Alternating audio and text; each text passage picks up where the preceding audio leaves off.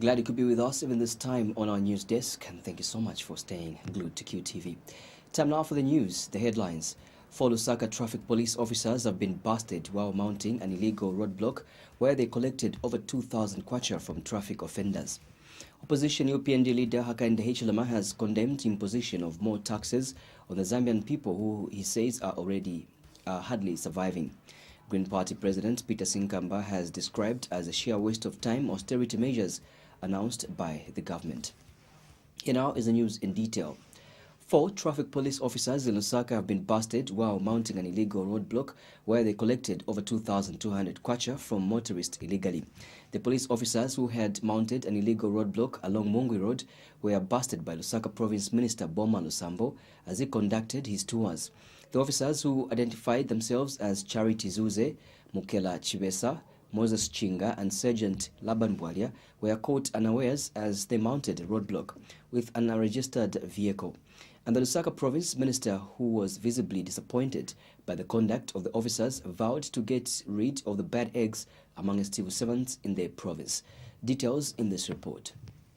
Shame and embarrassment was all that could be seen on her face. She is one of the 4 Lusaka traffic police officers believed to be from Matero Police whose corrupt acts have been exposed today. The acts by the 4 officers were exposed by Lusaka Province Minister Boma Lusambo, who unexpectedly stopped at the illegal roadblock the officers had mounted along Mungwi Road. The officers at first tried to act clever by denying collecting money from the motorists. You know that you're destroying the name of the president, that we are getting things from these people.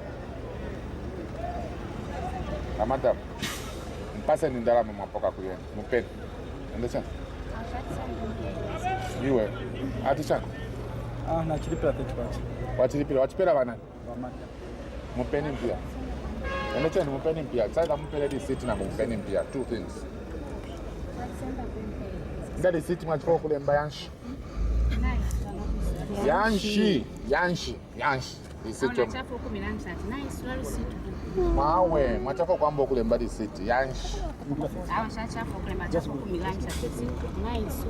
But now I'm saying denda lama kule. But the minister's instincts led him to this room where the officers had been hiding the money they had so far collected for the close to 2 hours they had been at this point.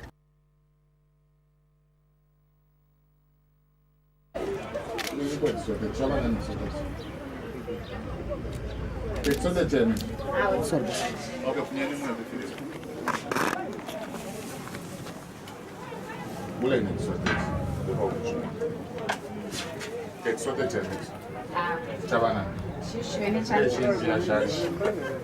the owner of this land?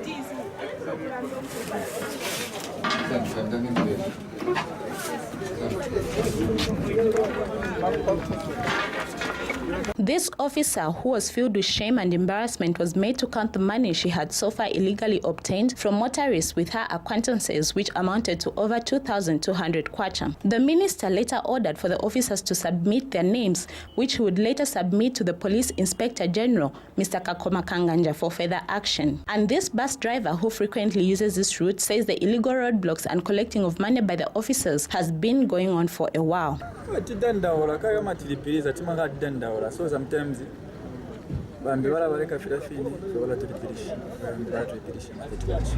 but license mninayo na ishara kumanda bazoona Tunga mwadipiga abana mpira kwa maisiti ya mlilo watapera maisiti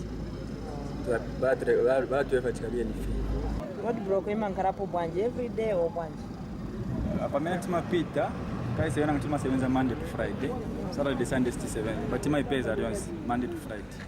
Recently, the Zambia Bribe Payers Index survey ranked the Zambia Police Service, particularly the Traffic Department, as the most corrupt among the public institutions in the country. According to the report of the survey, which is jointly conducted by the Anti-Corruption Commission and the Transparency International Zambia, the likelihood of one paying a bribe to the Zambia Police Traffic Department increased from 50.1% in 2014 to 63.9% in 2017. But Lusaka Province Minister has vowed to rid the civil service in the province of those involving in such acts. Yo, my politician by corrupt.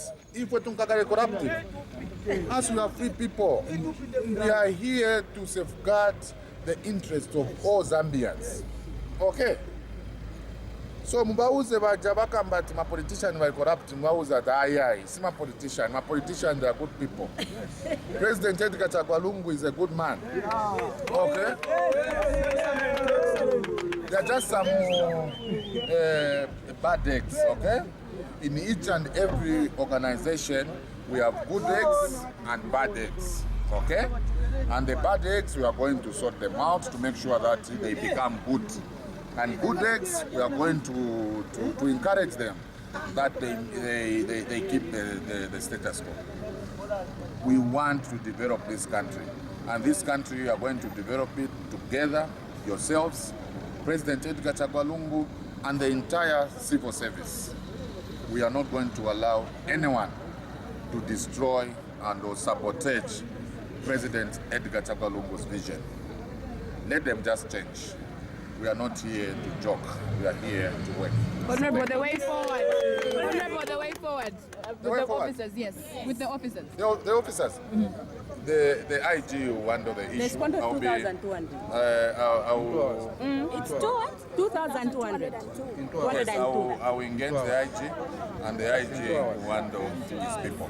The fate of these officers now lies in the hands of the Police Inspector General, and it is hoped that today's incidents will serve as a lesson to police officers engaging in various corrupt and illegal ways of obtaining money. Nakaonga reporting for Q News in Lusaka. Opposition United Party for National Development, UPND President Hakainde Hichilema has condemned a government's decision to introduce more taxes on the Zambian people, who he says are hardly surviving. Mr. Hichilema says taxes on rentals, internet, roads and several others being introduced by the PF are not only in bad faith but are hurting the country's economy. He has told journalists in Lusaka that with the high cost of doing business in the country, the Patriotic Front is making it more costly for innocent Zambians. Mr. Hichilema says the recent introduction of tax on internet-based phone calls and several other taxes are only a channel for the Patriotic Front to allegedly continue plundering public resources. He has charged that these taxes will end up in people's pockets, like the case was in the $42 million fire engines. Mr. Hichilema says these taxes are hitting the poor, the jobless youths, widows, women, and many Zambians whose hopes are pinned on a low-cost business environment.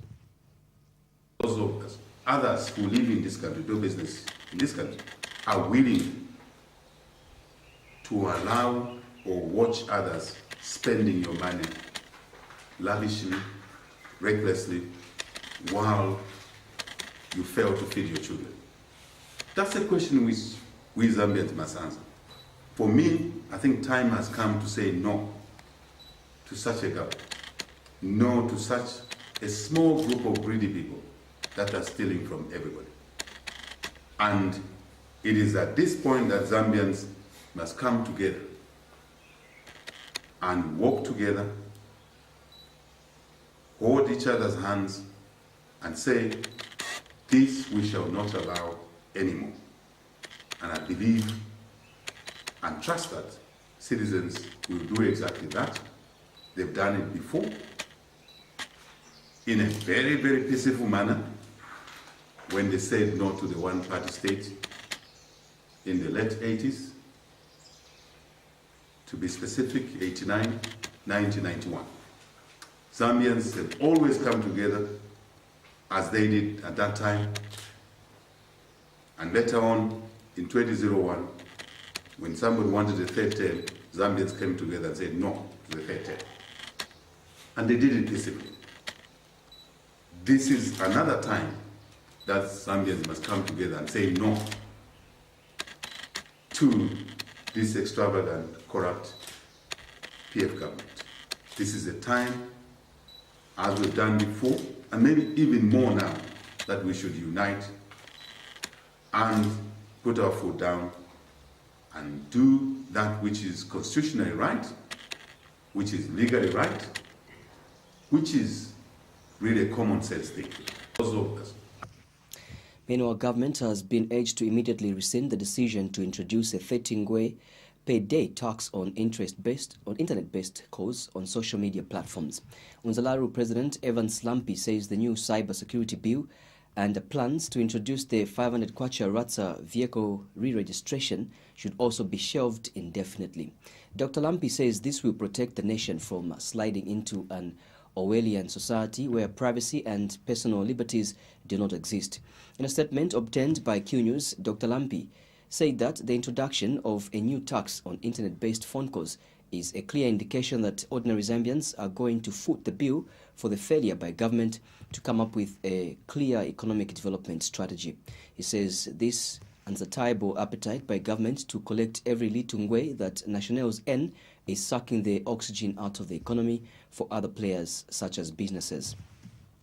He says the new tax is simply another way of siphoning more revenue from the already overburdened and fatigued taxpayers. Dr. Lampi has wondered why government has decided to tax innocent Zambians instead of taxing the tax-dodging companies. He stated that the consumers are already paying tax on the data bundles and airtime that they use to access these services. Green Party President Peter Sinkamba has described as a sheer waste of time austerity measures introduced by government. Mr. Sinkamba's comment comes in the wake of recent revelations that government has bought a fleet of brand new state-of-the-art Land Cruiser V8, VX V8 cars for top officials worth millions of kwacha. He says such austerity measures cannot work under the present organizational regime where each government wing has its own capital budgeting and expenditure scheme which is detached from centralized oversight. Mr. Sinkamba further states that austerity measures cannot work in a government system where capital procurement is decentralized and uncoordinated. He states that government that introduces austerity reforms must act like an octopus to succeed awesomely. Meanwhile, Mr. Sinkamba says when time comes for the disposal of government vehicles as part of the austerity reforms, such a disposal should be seen by public auction, not closed sale. He says there is need not only for transparency and accountability in the sale of the vehicles, but also maximization of benefits to the nation at large and not individuals. Okay, we understand that government intends to sell all government vehicles, personal to order vehicles for all those that drive these vehicles below the permanent secretary level. Much as we appreciate that there will be a big saving in terms of the cost that government has to incur to run these vehicles. The Deputy Minister is talking about almost $2 billion that they're spending on these vehicles. But we think as a Green Party that the sale must be conducted through a public auction, not through a closed sale where only those that drive those vehicles are given the opportunity to buy them. We think that the best way is to open it up so that members of the public can bid for these vehicles, and then we maximize returns on those vehicles. And our appeal therefore to the Minister of Finance is that she should exercise powers in accordance with Section 42, subsection 2C of the Public Finance Act to ensure that the public sale is undertaken and we maximize returns. The Civil Society for Poverty Reduction, CSPR, has observed that the increase in domestic debt from 12.7 billion kwacha in 2017 to 13.9 billion kwacha has contributed to the reduction in liquidity in the economy. CSPR Executive Director Patrick Nshindano says the increase in domestic debt is mainly driven by arrears owed to contractors, more especially in the road construction sector.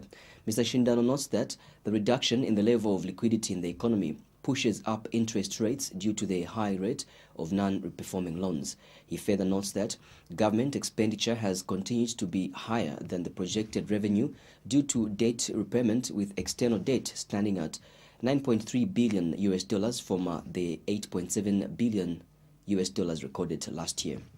Mr. Nshindano has, however, observed that Zambia's economy in the first half of 2018 has remained relatively stable, but with stagnated growth. United Prosperous and Peaceful Zambia UPPZ President Charles Chanda says government should stop creating artificial by-elections but instead use the money to develop the nation. Speaking to Q News in an interview, Mr. Chanda says artificial by-elections are a drain in the treasury. Mr. Chanda laments that instead of using their money for developmental programs such as drilling boreholes for people who do not have water, the money is being used to printing ballot papers. He has also noted the need for electoral reforms to bar elected officials who defect from one political party to join another from contesting subsequent by-elections. Mr. Chanda further states that political parties found enticing elected officials to defect should equally be banned from elections. Lusaka Province Minister Boma Lusambo is concerned with the poor service delivery by health personnel at Chipata Level 1 Hospital. The minister, who made an impromptu visit to the health facility, says the facility lacks good and effective management. Long queues of patients with various ailments were found at the health facility at 08 hours this morning, with most of them saying they had been in the queues as early as 06 hours. Some patients talked to complained of slow and poor service at the health facility. Paul in this report. Lusaka Province Minister's impromptu visits to strategic public institutions has continued. Today, the Provincial Minister, Mr. Boman Lusambo, visited Chipata and Metro Level 1 hospitals. The long queues at the Chipata Level 1 hospital irked the minister. No, I was calling. No, I saw you. You are just put your phone on this table and you are hiding that phone. What we do is that before we see a patient, we document the time to say, no, I've seen this patient at this time. Where's the patient here? The patient is just coming. She's right at the door there, Maryland. She's at the door. I'll be here for the next 20 minutes. I don't want to see these queues here. I'll clear them, doctor. You clear them, but we see according to how the patient is. Exactly. Yes. Yes, you have to see according to but it should not be those people that have been waiting there from 6, and sometimes I'm told they go at around 17 So hours. it's not our problem with that. We need to send the people for lab tests. The minister demanded to see the doctor in charge, who was not around, but he insisted on waiting for him to get back to the hospital so he could find out what was causing the long queues.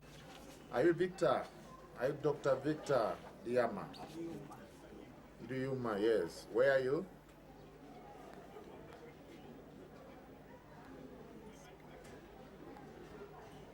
This is Minister Lusaka Province. Oh, okay. Good morning, sir. Good morning, thank you. I'm at your office here, Mr. Diuma. I'm at your office. I'm waiting for you. Oh, yes. I've been told, sir, and I'm on my way down. How far? I'm just leaving Mandego, coming that side. So how many minutes are you going to take? In the next 10 minutes, I'll be there. I'm waiting for you. This reporter then took time to talk to the patients who expressed disappointment at the quality of service delivery at the hospital.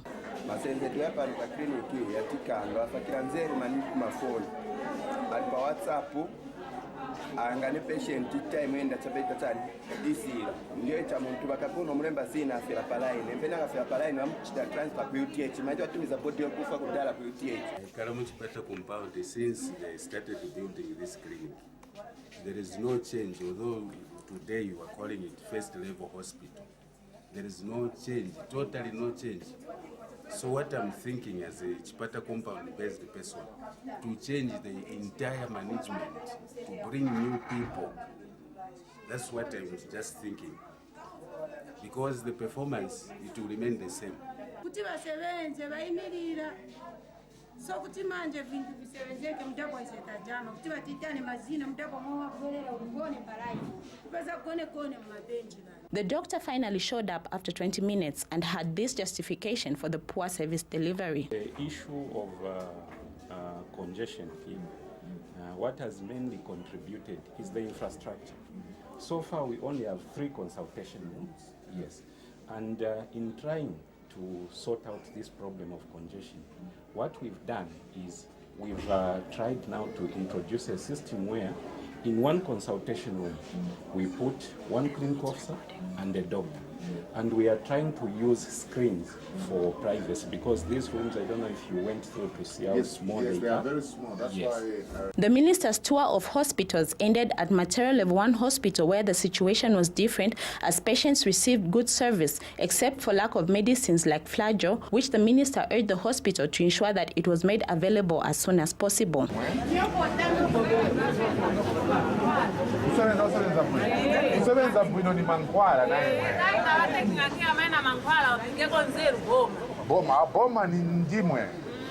For now, Lusaka awaits to see where next the minister will visit. Nakaonga reporting for Q News in Lusaka. Civil rights activist Brent Bachangala has warned that Zambia risks reverting to a one-party state if defections from the opposition to the ruling party continue. Mr. Changala says this is especially that it is the country's biggest opposition party, the UPND, that is suffering these defections. In an interview with QTV News, Mr. Changala suspects that the UPND is being targeted with the aim of weakening the resistance against what he has termed as the rule of misgovernance. He says this explains why a lot of money appears to be pumped in the alleged ploy to cause defections. Mr. Changala says it is saddening that a democratic country like Zambia to have a political party that places price tags on members of another political party. There is MMD, there is NAREP, there is FDD. There are a lot of political parties at the moment in Zambia. I think more than 34, 35, 36. The reason they are targeting UPND is to weaken the resistance by the people of Zambia that are experiencing the rule of misgovernance by PF. And they are throwing in a lot of financial resources in these defections to buy people. They have placed a price tag on individuals. And alas, people are buying this. Look at where people are failing to file in their nomination papers. At the critical hour of going to file in a nomination, a candidate disappears. And for them is to go unopposed and to look popular and to show solidarity that the people of Zambia are enjoying the mess, are enjoying the criminality, are enjoying the stealing, when the opposite is true. It's a very sad development. There is Political scientist Alex Ngoma has challenged the UPND adopted candidate for the Kasenengwa parliamentary by-election who chickened out of the by-election on the nomination day to tell the nation why he did that. Dr. Ngoma says what Dr. Faustin Banda did to the UPND is unfair. He has told Q News that it is important for Dr. Banda to go back to the UPND secretariat and clear himself than remain quiet on the matter. He says Dr. Banda should know that he is a free moral agent who is responsible for his own actions and that no one was going to do anything to him than ditching his party without an explanation. Meanwhile, Dr. Ngoma has advised the UPND not to mount a smear campaign against the intellectuals of these countries. I think that Dr. Faustin Banda is actually much better than what his actions appear to depict. I'm sure he knows how to handle a lot of things. In the interest of the nation, I personally would have loved to see him just go back to the UPND in time and tell them that he had changed his mind, he wasn't proceeding. Nobody would have done anything against him for doing that. He's a free moral agent, responsible for his own actions. But out of all fairness and at that level of involvement in public affairs, one would have loved to just see him, pluck up courage and go back and say, thank you for adopting me, but I am not proceeding. Please find somebody else. But to stay away at the very last minute, I think was a little unfair. That is my take on the matter. But also, it is extremely important for the UPND not to mount a smear campaign against all the, intelligentsia in this country. When one person does something, one or two people, that doesn't mean that everybody. By the way, even in the UPND, there are a lot of educated people. So you can't actually overgeneralize and say that educated people are difficult to work with. I think the Center for Infectious Disease Research in Zambia, SIDA's central laboratory, has been accredited by the Southern Africa Development Community Accreditation Services, SADCAS. Speaking in Lusaka during the handover ceremony of the lab accreditation certificate, SADCAS Chief Executive Officer Maureen Mutasa says the accreditation of SIDAS will help strengthen community confidence in the institution. Ms. Mutasa says the accreditation of the institution will further contribute towards national social and economic development. She says this is because it is not just about implementing a laboratory management system, but also about policy makers embracing best practices in National Development Plan. Accreditation is now increasingly accepted as the most transparent, non-discriminatory mechanism to assure competence of testing labs. Accreditation does not just assure competence of the health research service provider, it also increases reliability of results. Accreditation contributes towards national and social economic development, and ultimately, in line with the SADC goal, accreditation helps to reduce poverty and it improves the quality of our lives. Accreditation is not just about implementing a lab management system or working towards a set standard. It is about policymakers embracing best practice in national development plans and programs and making it part of the business culture. It is about making accreditation work for economic and social development, a real investment indeed. Speaking at the same event, Ministry of Health Permanent Secretary in charge of training, Professor Elwin Chomba, said partnership with the private sector in promoting health delivery will help providing quality health delivery to citizens. Professor Chomba says government is not able to deal with all the challenges facing the health sector without the help of the private sector. The government has increased the number of health facilities, and this increase has equally called for the need to increase laboratory services of high quality as provided by SIDAS to complement government efforts. It is my hope that SIDAS will continue to play a role in improving health outcomes and support government and expertise by laboratory services. Well done, SIDAS. Well done, the leadership. We can only hope, and we know you are going to continue being and offering very good and quality health services. The government and SIDAS board chairperson Bradford Machila says SIDAS has gained international reputation by demonstrating excellence through delivery of quality services locally and internationally. Meanwhile, SIDAS acting executive director Emmanuel Kwa Eno said SIDAS is committed to ensuring effective and efficient policy direction in order to promote quality health care as a means of facilitating local, regional and international cooperation. A lot has been said and written about the Barotseland Agreement of 1964, which forms part of Zambia's history. But unlike many facets of the country's history, the Barotseland Agreement has become an issue that is still fresh on the minds of many almost a century after it was sealed. Our staffer, Lazarus Chula, now explains in this report. A lot has been said and written about the Barotseland Agreement of 1964. The agreement is part of Zambia's history, but unlike many facets of the country's history, the Barotseland Agreement has become an issue that is still exercising minds of many, almost a century since it was sealed. Why is this so? What the Barotse National Council resolved, amongst other things, is that following Dr. Kenneth Kaunda's refusal to restore the Barotseland Agreement of 1964, to restore the marriage between Zambia and Barotseland, which his regime unilaterally broke through constitutional amendments and enactment of some pieces of legislation.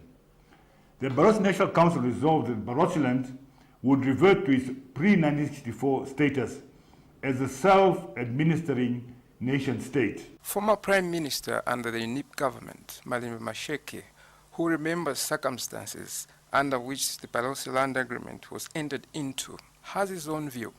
Someone who signed on Barotse Land signed that Barotse Land will remain a state within a state. That's what is on record, which means that there's no question of secession. So both government and those from Barotse Land, there's no need for them to complicate issues. We want to live peacefully, and that's what Africa should do. For a development activist like Canisius Banda, however, Zambia must remain a unitary state, regardless of what agreements were signed in the past. That's where the emphasis should be. So I will repeat, President Lungu should hunt down and arrest anyone that is seeking secession, that wants a section of the Republic of Zambia to break away. Yeah, anyone that is seeking that is on the wrong path, and we must cage such an individual. It is unacceptable. We must remain indivisible, unitary, sovereign, united, peaceful, and seeking development.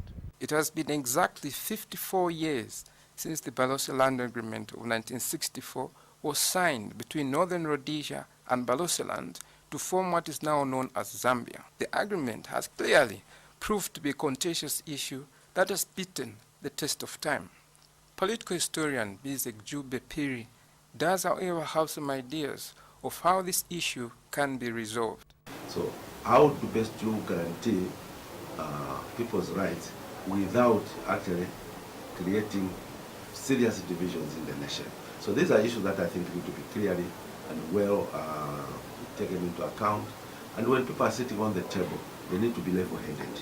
Because if you're not level-headed, you can be calling on issues that you end up with dividing the nation. And in this day and era, what is most important is looking at the unity of the nation. Dialogue or the Barotse Land Agreement between the Zambian government and the Barotse Royal Establishment is said to be still ongoing. One can therefore only hope that whatever will be resolved in this dialogue will put this issue to rest. Lazarus Ichula, QTV News, Lusaka. The British government has awarded scholarships to 21 Zambians to study in the United Kingdom under the Chevening Scholarship. Speaking at the send-off ceremony of the scholars, British High Commissioner to Zambia, Fergus Cochrane Diet, says this is part of the overall package of development cooperation with Zambia. He says the British government sends over 40 students to the United Kingdom for postgraduate studies every year. Mr. Cochrane Diet explains that the purpose of the scholarship is to help Zambians acquire knowledge and skills that will help them develop the country when they return, hopefully, in leadership positions. Speaking at the same ceremony, Chevening executive member Bradford Machila reminded the scholars not to forget their purpose of traveling to the United Kingdom. Mr. Machila encouraged the scholars to work hard and come back with their degrees, as it would be a loss of resources and time if they had failed. And one of the beneficiaries of the scholarship, Oscar Mwende, thanked the British government for the opportunity and urged his fellow scholars to make use of the opportunity given to them. The Pensions and Insurance Authority, PIA, has challenged financial institutions to begin explaining to their clients insurance policies embedded in their products. PIA Deputy Registrar for Insurance, Titus Nkwale, says experience with most banks has been that in credit life, some policyholders have insufficient information on their policies. Speaking during the launch of the First National Bank's Bank Assurance Solution, Mr. Nkwale says this is as a result of the failure by financial institutions to clearly explain to their customers details of bank products. Meanwhile, Mr. Nkwale says the low number of people that have taken up insurance should be looked at as an opportunity for business growth. And FNB Chief Executive Officer Leonard Haynes says the launch of the bank insurance solution, which is in partnership with Sanlam Insurance, will provide the bank's customers a one-stop shop for their financial needs. Mr. Haynes named the policies to be covered under the insurance policy as family plan, hospital cash plan, and the travel insurance plan. Emirates Airline says it carried a quota of the international passengers traveling through Kenneth Kaunda International Airport in the last year. Emirates country manager Mohammed bin Hafiz says the airline carried 241,275 passengers in 12 months to June 2018. Mr. bin Hafiz says China is the leading destination for Emirates passengers traveling from Zambia, followed by the United Kingdom, Arab Emirates, India, UK and Zimbabwe. He says Emirates is the only airline connecting Zambia with a direct flight outside the African continent, and that this links the nation to the airline's network of over 160 destinations in 86 countries and territories worldwide, enabling Lusaka passengers to be almost anywhere in the world within 24 hours of departure. In a statement, Mr. bin Hafiz states that inbound tourism arrivals on Emirates are supporting the Zambian government's strategy of diversifying the economy, boosting foreign exchange, earnings and generating employment in the tourism sector. He adds that Emirates has also seen growth in the number of business travelers exploring opportunities in Zambia, in the country's traditional mining industry and other sectors, buoyed by renewed confidence in the economy. Mr. bin Hafiz further states that the airline's Sky Cargo Services provides freight solutions to Zambian farmers, delivering their fresh fruit, vegetables and flowers to market across the globe. He says Emirates Sky Cargo carried 1,657 tons of exports from Zambia, mainly vegetables, to Europe and New Zealand in the last year, and brought 3,317 tons of imports to Zambia, including consolidated cargo, electronics and pharmaceuticals from the United Arab Emirates, India and Hong Kong. That story wraps up the news at this hour. Thank you so much for being with us. But before I take a run, here is a recap of stories in the headlines. 4 Lusaka traffic police officers have been busted while mounting an illegal roadblock where they collected over 2,000 kwacha from traffic offenders. Opposition UPND leader Hakainde Hichilema has condemned imposition of more taxes on the Zambian people, who he says are hardly surviving. And Green Party President Peter Sinkamba has described as a sheer waste of time austerity measures announced by government. That's all for the news. Bye-bye. God bless.